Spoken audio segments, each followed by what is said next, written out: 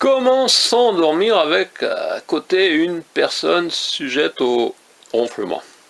Il existe l'approche bouddhiste présentée par Thich Nhat Hanh dans ce bouquin Soyez libre là où vous êtes, qui diffère grandement de la méthode, disons, avéronaise, consistant à réveiller la personne qui ronfle pour essayer de s'endormir avant.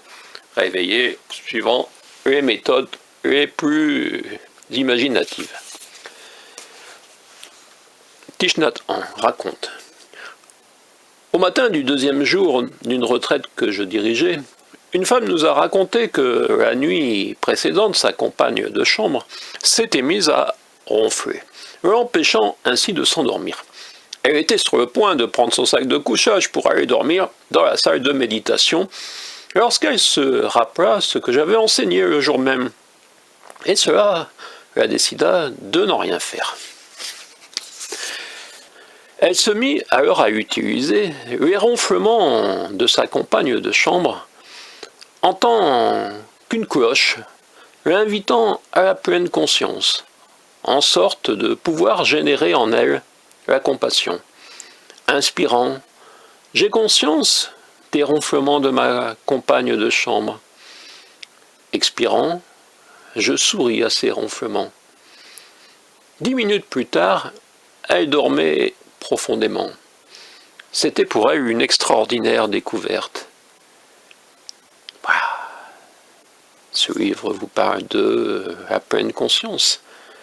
Et c'est un peu, on pourrait dire, un exemple de l'utilisation de cette pleine conscience pour vivre au quotidien avec les autres également, mais également avec nos pensées qui parfois nous entraînent dans le refus, par exemple, du sommeil.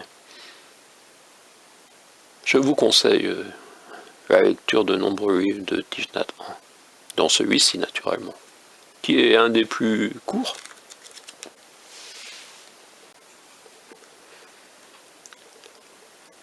Le bouddhisme, le noble sentier des 8 pratiques justes.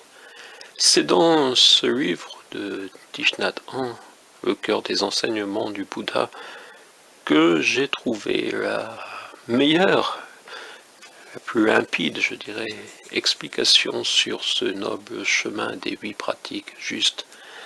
Thich Nhat Hanh est reparti au Vietnam. Le moine bouddhiste y était né le 11 octobre 1926. À chaque instant, gardez cette question présente à l'esprit. Que dois-je faire de façon à n'avoir aucun regret au moment de mourir? À Cahors, 42 inscriptions au monument historique, et nous allons regarder ensemble ce bouquin si cette chatte nous le permet, ou alors... Bon, il fallait bien qu'un jour je vous le présente en vidéo également, ce bouquin sur la disparition d'un canton Montcuq, alors